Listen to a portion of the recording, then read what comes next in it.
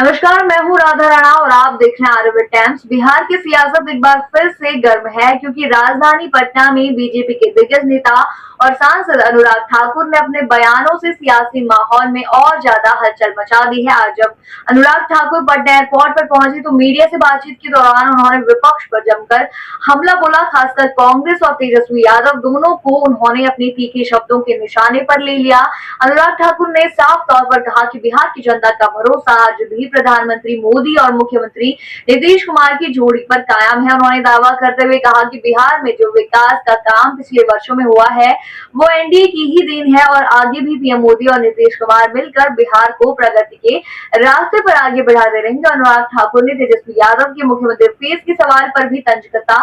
उन्होंने कहा कि तेजस्वी यादव सीएम फेस तब बनेंगे जब उनका गठबंधन यह तय कर पाएगा।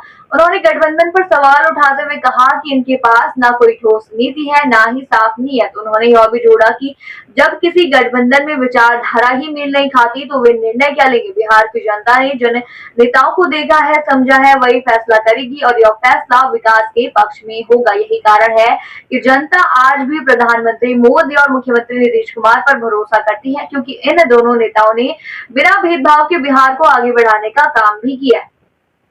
अनुराग ठाकुर ने कांग्रेस पार्टी पर भी जमकर निशाना साधा। उन्होंने कहा कि कांग्रेस का बिहार में क्या अस्तित्व है, ना तो उनके पास कोई ठोस नेता है और ना ही कोई नीति। कांग्रेस के नेताओं का केवल कुर्सी और सत्ता की भूख है। बिहार की जनता अब समझ चुकी है कि विकास का असली काम कौन कर रहा है और कौन सिर्फ वादों की राजनीति में उलझा हुआ है। उन्होंने ये भी कहा कि कांग्रेस के पास आज न कोई दिशा है ना ही कोई सोच है। इसके उलट एनडीए ने बिहार के हर कोने में विकास की गंगा बहाने का काम किया। उन्होंने प्रधानमंत्री मोदी के कामों की तारीफ करते हुए ये भी कहा कि पीएम मोदी ने बिहार की मखाना को अंतर्राष्ट्रीय पहचान दिलाई है। मखाना जो कभी सिर्फ स्थानीय बाजारों तक ही सीमित था आज विदेशों तक अपना नाम कमा रहा है। उन्होंने ये भी कहा कि बिहार की जनता जानती है कि किस नेता ने राज्य के लोगों की मेहनत और संसाधनों को पहचान दिलाई है और यही कारण है कि एनडीए पर जनता का भरोसा पहले से और मजबूत हुआ है। अनुराग ठाकुर ने बाबा साहेब अम्बेडकर का भी जिक्र करते हुए कांग्रेस को दलित विरोधी बताया। उन्होंने कहा कि कांग्रेस ने अम्बेडकर जी का कभी सम्मान नहीं किया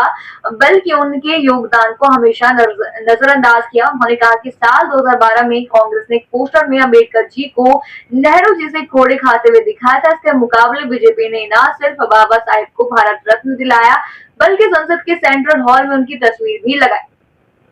उन्होंने कहा कि बाबा साहेब को जो सम्मान मिलना चाहिए था वो सम्मान सिर्फ बीजेपी ने दिया है। उन्होंने कांग्रेस पार्टी पर आरोप लगाते हुए कहा कि यह पार्टी अब सिर्फ एक परिवार की पार्टी बनकर रह गई है। आंतरिक लोकतंत्र का तो इस पार्टी में नामोनिशान ही नहीं बचा है।